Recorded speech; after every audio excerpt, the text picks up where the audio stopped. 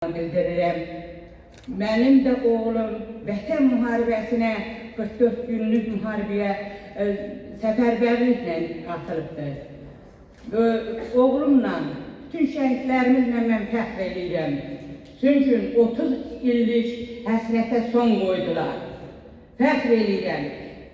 Bu oğullar bizim kimi kasıb anaların evlatlarıdır. Kasıb daxmalarından tutmuş evlatlardır. Qürur duyuram mən evladımla. Fəxr edirəm.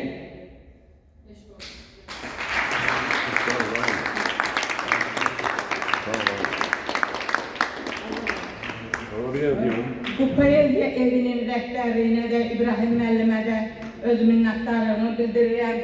Əhmədov Kənanın doğum gününü burada qeyd ediblər. Çox sağ olsunlar. Minnətdaram.